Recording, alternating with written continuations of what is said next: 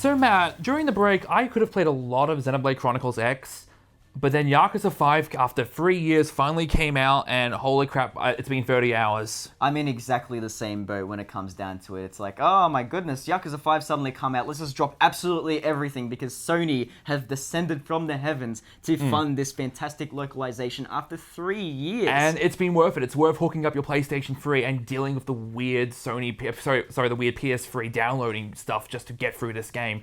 But what actually is Yakuza 5, though? So, Yakuza 5 is a tale of deception, government conspiracy, and underground happenings involving Yakuza, police, and everything rolled in between.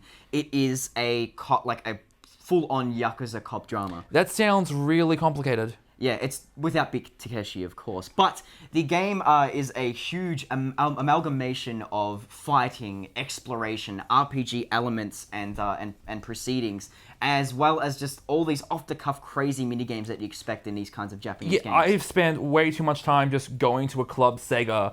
In fact, I was in Tokyo like 2 months ago. I spent so much time in a Club Sega that I could have spent it in Club Sega in this game. It's crazy. Funny thing you should mention that, because the game, especially all the cities that it involves in, like Fukuoka, Osaka, Kabukicho, or actually not Kabukicho, Kamurocho. Close enough. But it is just such a faithful recreation of Japanese culture and just everything from the convenience stores to the streets to the alleys to everywhere, like all these crazy cityscapes, everything is just incredibly Japanese. It's there, like it's a great example of virtual tourism. Like it's not quite Japan. It's not, obviously you're never going to get the same experience, but if you've never been before, it's a really good recreation. And the fighting system as well as a big part of it is really satisfying. It's just chunky, it's brutal, it's everything I want out of a fighting game. It's incredibly visceral, but also has a surprising amount of depth to it as well. When it comes down to it, Yakuza 5 is the absolute definitive version of the combat system at the moment. It's a 3-year-old game, but it still holds up incredibly well. I guess the one kind of down point is that it's kind of hard to get into. Like, this is the 5th game in a series that's been around for over a decade. With a continuous story that's been going on ever since the first installment. And not to mention, unlike other games in the series, there's no real way to catch up, but that's the thing. It is really worth catching up on Yakuza 4 just to at least get something out of this, because we've said before, this is probably it's the reason to hook up your PS3 again.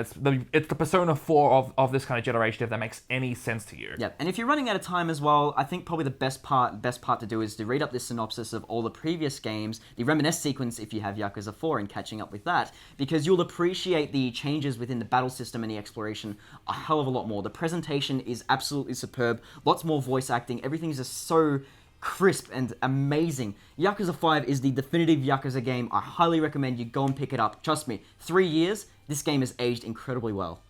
Couldn't put it any better myself.